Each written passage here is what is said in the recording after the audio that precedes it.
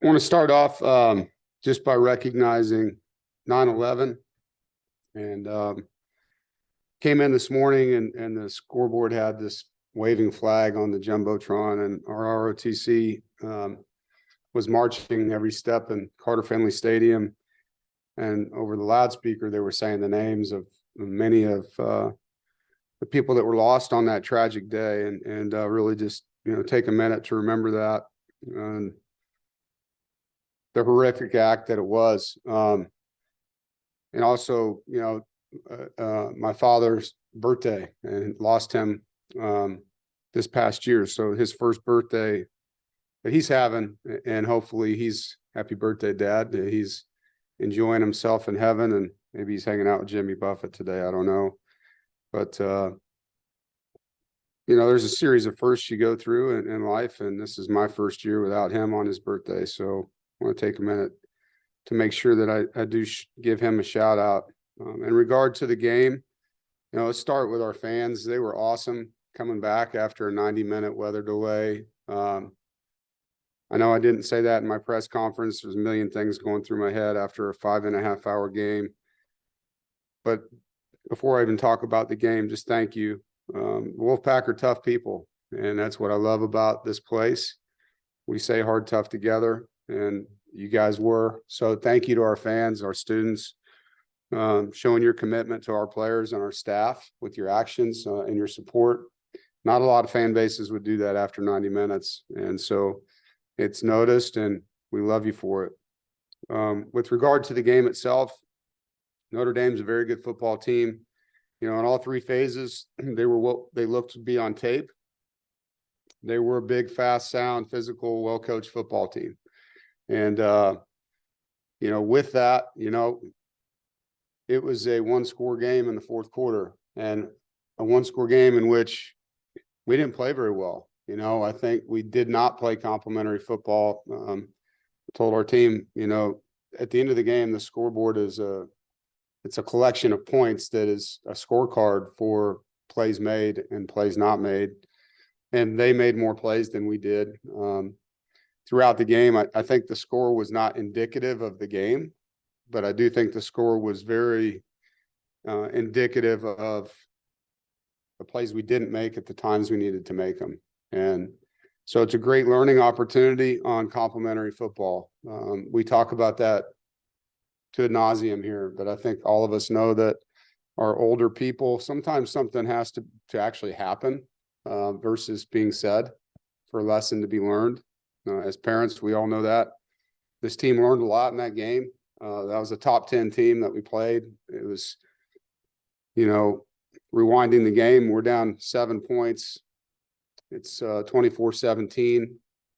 We scored to make it 24-17 on Brennan's run after a nice drive down the field. The next possession, great pass rush strain by Brandon Cleveland, forces a fumble on a sack. Noah Potter scoops it up. We're at the +17, and we got momentum, and everybody is thinking, here we go, and it was a great play. Ball's on the 17. We throw a inside fade route to KC in the corner. Beautiful ball by Brennan. KC elevates, gets two hands on the ball, and their DB knocks it out instead of us coming down with it. And those are the kind of plays that I know KC is going to make in his career.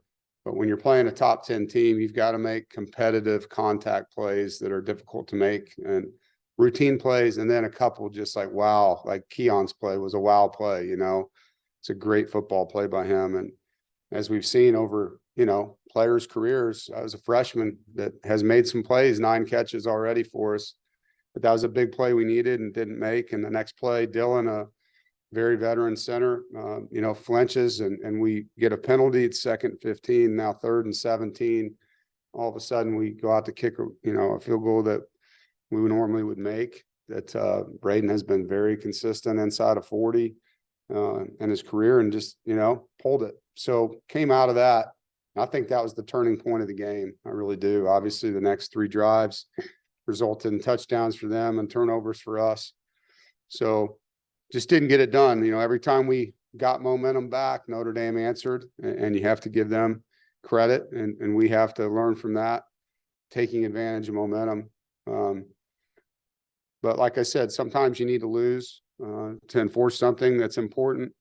Our players do play hard. You see that in the end. They made more plays than we did, and you have to give them credit for that. The scoreboard showed it, and that's a reflection of plays made and not made, like I said. I think on a positive on offense, it's great to see Bradley Rosner. He sparked us with a really nice catch on third down over the middle, elevated, and then the touchdown on the scramble play by Brennan. Keon Lassane, had a great third down conversion, had 2 tough runs, and then made a great play down the sideline on a diving fade ball. And then Javante Vereen elevated himself. He went from just playing in the UConn game to making plays in the Notre Dame game. So that was growth, playmaking ability that we can build on. We were 2 of 2 on short yardage. That was an area that we were wanting to be better in, and we were. We increased our explosive plays from 4 to 9 in that game. And so, again, area we wanted to be better at. Negatives, we didn't capitalize on field position in the first half. The defense really did a good job setting up the offense in the first half with some shorter fields that we didn't score. We had 4 pre-snap false starts, which cannot happen. 2 of them killed drives. Had 3 interceptions. Obviously, as the game got out of hand, I think Brennan pressed on one of them. One of them was a great throw, which, was a drop that turned into an interception. And the other was a shot call where we threw a fade down the sidelines. Just got to do a better job getting it outside. But that happens sometimes when you throw deep balls. But we can't turn the football over at that rate. We have to do a better job of finishing catches. I think the drops sometimes don't kill you. In this game, we had 3 drops that were really nice throws on third down that would have been conversions. Anytime you convert on third down, you increase your odds of scoring. And so those are areas that we have to get better. Defensively, like I mentioned, we started fast, 2 back-to-back 3-and-outs, really came out aggressive. It was great to see the first play of the game on defense. Savion Jackson just blows it up and makes a tackle. His first play back from his injury looked awesome out there. I thought our D-line played much better. I thought we were more square and vertical. Last week against UConn, I thought we were turned too much and lateral. So that was improvement. I thought our third down defense, particularly third and long, we were very good. And got some pressure, 4 sacks on the quarterback, had 5 tackles for loss, so 9 plays in their backfield. Peyton Wilson and Jalen Scott were both super active. Peyton had 2 incredible effort plays in the game. I think Shy and Aiden both covered well. They were tested in their tackling, and they made those guys tackle with their tight edge formations. Negatively, we gave up too many explosive plays, not indicative of who we are. The 80-yard touchdown run coming out of the 90-minute break was frustrating. On the field, I felt like, wow, they just came out and really knocked us off the ball. They didn't. If you watch the play, our linebackers and D linemen fit that play perfectly. And we had an unblocked player that just took a bad angle, didn't see the guard pull, should have been right there, actually got his fingertips on the guy, but should have been there to make that play for a 3-yard gain. And then we need to run that down in the back end. The 2-minute before the half drive was really disappointing. We drive down and get a score and cut that game to 1 possession. And, we're going to get the ball to start the third quarter. And then, receiver gets rerouted by Aiden out of bounds and comes back in, and our safety loses him. That's his third. He's playing a deep third. He needs to stay in his third. And that's Sean Brown, just, young player that needs to understand the situation 2-minute and stay with depth on his side of the field. I thought our eye discipline defensively, as the game went on, got worse and worse, and they exposed us with some play actions and nakeds because of that. And generally, when you see that, guys are trying to do someone else's job. And so for us, there's just a big emphasis right now on just, do your part, do it as well as you can, and then play with tremendous effort. Something that we'll definitely grow from. I think special teams was a definite positive. We won that area of the game other than the missed field goal. Our punt return was much better. Jalen Coit went from being nervous in game 1 to being a difference maker in game 2, plus 10 in his punt returns, and helped us in field position. Did a great job catching the ball. The guys battled for him. And our punt team handled a lot of pressure. Notre Dame was a very aggressive rush team. I thought those guys did a nice job. Cecil Powell did a great job covering our punts. They had 0 return yards in the game, and they were on a mission to block a punt and didn't get there. So guys did a great job protecting. Now on to VMI. Coach Rocco's an experienced head coach. He's built several successful programs. We played against him. I think it was my first year or second year. I don't remember when he was at Richmond here, but a really good football coach, hard-nosed guy, and knows how to coach a football team and build a program. He's in his first year. I think for us this week is really critical to focus on us. It's a great week to get into our fundamentals. And I'm excited, to get back on the grass and see the guys work. And we acknowledge there was an opportunity there to do something against Notre Dame, but also realize the improvement we need to make as a team, and we will make to be the team that we want to be. This team will respond. There's really good leadership in this football locker room. The best way to get over this feeling is to get out and play and go get after somebody else. And the guys know, they understand what happened in that game. There was a true sense of anger in the team room yesterday because they know that they let one go, and that they're better, than they showed in that game. And so it's exciting to get out with a team like that and fight, face of adversity, fight harder and get after it. And, on a health note, just do want to make note of this. It was on the depth chart, but Jakeen Harris will be out for the year. He tore his pec in the UConn game on the 3rd play and had surgery, success. He will be back. He'll have another year with us, and I know he'll do a great job. He did Saturday. He was out there helping the guys. He'll be a coach from a player's perspective that we'll have this year, and just kind of a freaky deal on a tackle. But we should get Ashford back either this week or definitely next week. So we lose Jakeen, but eventually we'll have Rock back. Rock's doing really well. He looked good yesterday in the building when I saw him. So, but prayers for Jakeen. I know a guy that works as hard as anybody in this locker room and was going to play, a huge part in our defense this year. So it always hurts losing a starter that has that much game experience. And next guy up, it's opportunity now for Sean Brown, an opportunity, for Devin Boykin to show his leadership for us back there, and Bishop Fitzgerald, and then Rock when he comes back. Questions? Reminder to use the raise hand emoji. Aaron Beard, do you want to start us off?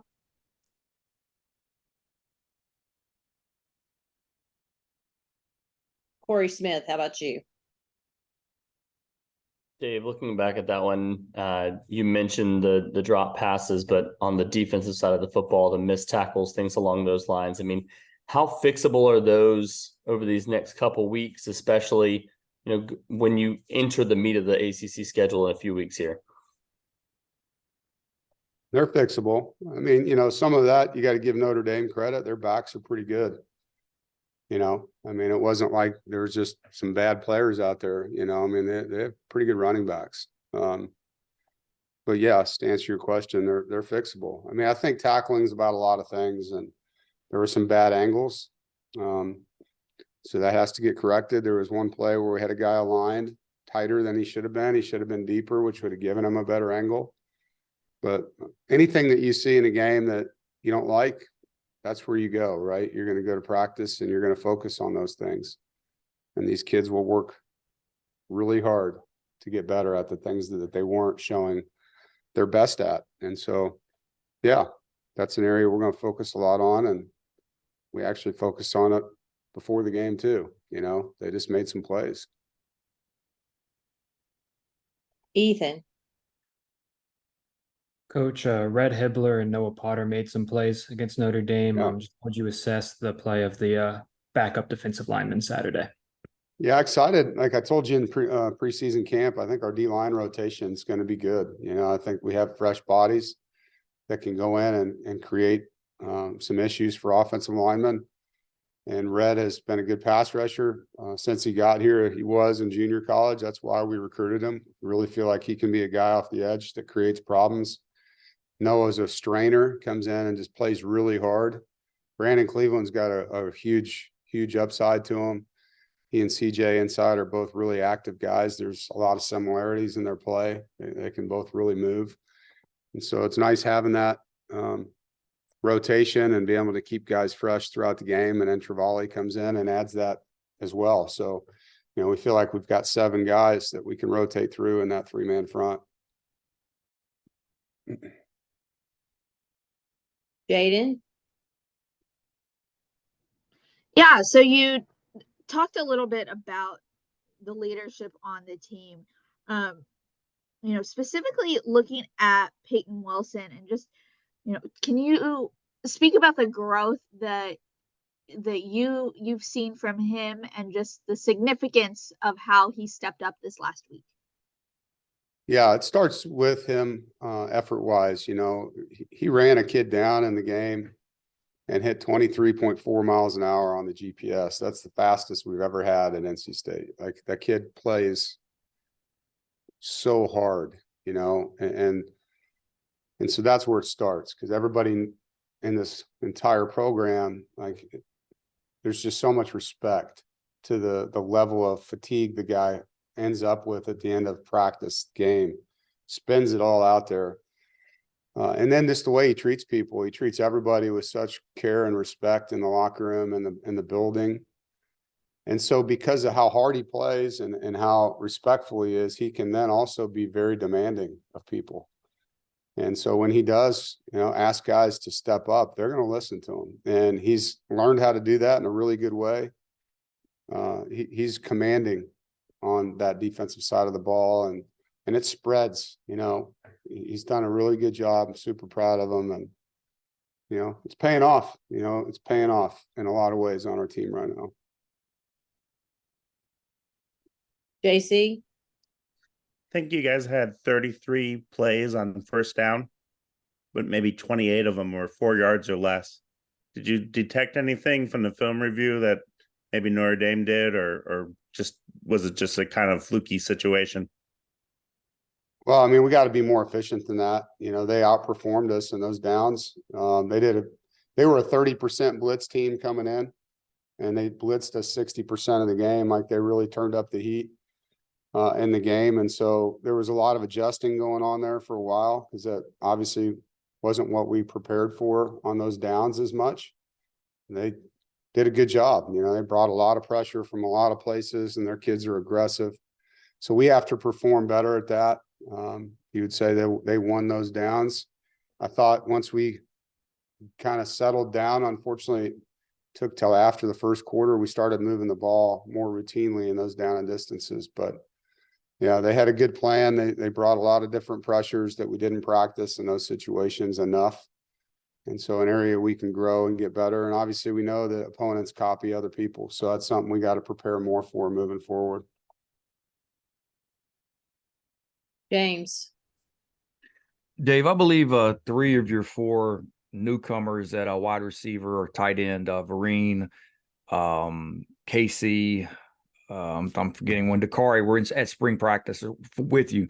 But you saw those 3 and Rosner make plays in this game. Is that something just kind of as they continue to work through the season early and get into games, maybe more reps? I mean, just discuss their roles kind of moving forward. Well, KC's already getting a Yeah. lot of reps. So, I mean, I don't think he needs more reps. He just needs to make some more plays, and he will. He will. As he plays more, the game will slow down for him. So, these mistakes that he's making now, they're freshman mistakes. He's going to learn and grow a lot. We all saw that through Emeka's career, how much better he got, playing from freshman year on. Unfortunately, sometimes you're going to deal with freshman mistakes when you play a freshman, and we're just going to have to accelerate his learning curve a little bit to the best of our ability. But he's playing a lot. And I think Vereen, as he continues to play better, for him, it's going to be more about playing without the ball. The better he can become a blocker. And he's gotten a lot better in that area. He can help us as a receiver and a ball catcher, and he can do a lot of things. Dakari has been injured a lot since he's been here. And so for us with him, it's more about, there's still a lot to be seen as he can stay consistent in practice. He has a good skill set, and as he puts together weeks on weeks and days on days, you're going to see him move up. But he's still, he missed a lot of time with hamstrings and groins and things like that. even though he enrolled in December, he missed a lot of practice. And so now he's been back for 2 weeks consecutive. And if we can keep that trend going the right direction, that will help us with him. And Bradley just continues to impress us, so his role will continue to grow because of that. And that's the one thing about Coach and I, like, he's going to reward performers. Like, that's what he does. And he's going to continue to tweak this thing. We're still in the early stages offensively of figuring out what we are. I think, it's not there yet. Obviously you come out of training camp, but you think, but games are games. They're different. And so this season offense is going to evolve as this thing goes. And just to follow up, a lot of dropbacks in this game against a really strong front. How would you evaluate your offensive line and the blocking in pass pro? We gave up 1 sack. There was 9 pressures. We got to do a better job there, keeping Brennan clean. There's a couple times where he was hot, so we had a guy on block purposely, and sometimes we got the throw where we wanted it. Sometimes he had to run. We can be better, but that is a really good front. Those linebackers, as I said, going into that game, are elite players. So they won some, we won some, right? But I don't think that was the difference in the game. Like, it's just, it's kind of one of those games where, there was just a lot of, it was different, there's a lot of stuff going on in there, the weather and then the delay and drop passes, early in the game that could have made first downs. We had a 3rd and 4 drop and then a 3rd and 6 drop in the first half that both would have converted. And so those are moving the chains, and you're not when you drop them, and so just little things like that, and then there's a 3rd and 1, we're going to convert. We have a hard count. They jump off sides and we don't snap the ball. And then our receiver moves. Now it's 3rd and 6. So we defeated ourselves there, So just little things where we got to be better, like we were in the first game. Like, we got into a lot of those manageable 3rd downs and we operated, and we just didn't operate the way we needed to in that game at times. Thanks, Dave. Corey? Dave, similarly in the run game, 84 total yards on 30 attempts in this game, not nearly what it was against UConn, obviously a different team that you're facing. But just your thoughts on the way the ground game performed and the blocking up front as well. Yeah, I mean, it can be better for sure. When you get behind in the game too, it's hard to really lean in on it. But that was a good front. They were blitzing a ton. It's a hard front to run the ball into because of that. And I think areas we got to be better up front, 100%. And there's things we can do to make it easier for them. I think they ran some good blitzes into some plays, and we didn't handle them well. So it's a back and forth on that. And I think as Coach and I learns kind of what we're best at, it will help. It will help. But there are some areas, like any game, that you were pretty excited about, areas you weren't. It was good to see Kendrick Raphael get in the game, and I thought he made a really nice catch out of the backfield for a freshman to make a contact catch like that, with a hit. Showed some progress for him. I think Delbert Mims ran really hard in short yardage. I think, Jordan Houston didn't get a lot of touches, but he really protected well. I mean, they were blitzing. He was picking up guys and did a really nice job in that role for us. Michael, just only got 1 carry, was in there for a lot of the pass game. So just wasn't one of those games where we leaned on the run game. I think probably more because of what they were doing. But you know how I am. I mean, that's an area I'd love to be better at. And as a follow-up, you spoke a couple times last week about Brennan, needing to let plays develop a little bit more as opposed to rolling out at times. How did you assess his ability to kind of stay back there in the pocket and let plays develop as opposed to running and carrying the football as well? I thought he did a better job of that. He took some shots in there and threw some good balls. Like, you watched the throw he made to Bradley Rosner over the middle. I mean, he's got number 8 right in his chin and actually hits him right as it's thrown. And that's a beautiful ball.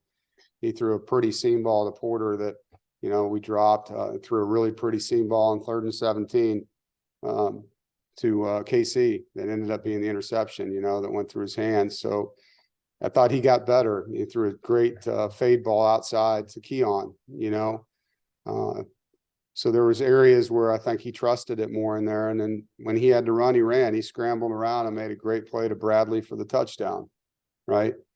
So, you know, I think as the season goes, again, these are new players with him. He's getting to know these guys still, and it's a work in progress. But the kid works really hard, man. He's a guy when he gets into practice, you can see like there was one day he wasn't very accurate with some guys. The next day he comes out and he's just all over it with them. And he really takes all these things to heart. You know, you love how hard he plays.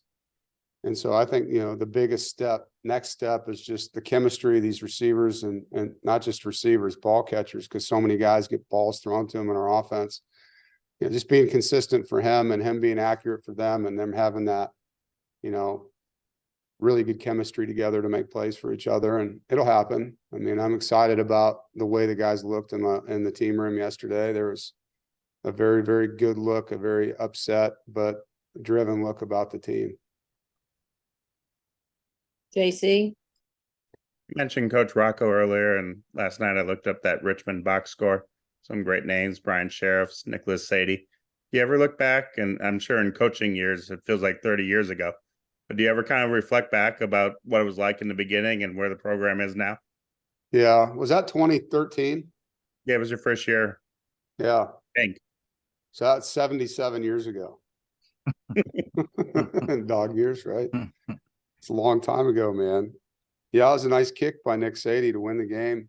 I remember pieces of that game, but that was a nice kick.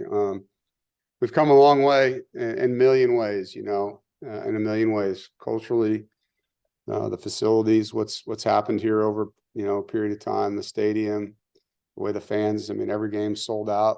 It's a huge thank you to our fan base, you know, the way we're recruiting. So there's just a lot of things to be grateful for. A lot of hard work has gone into it, and there's a lot of great days to come.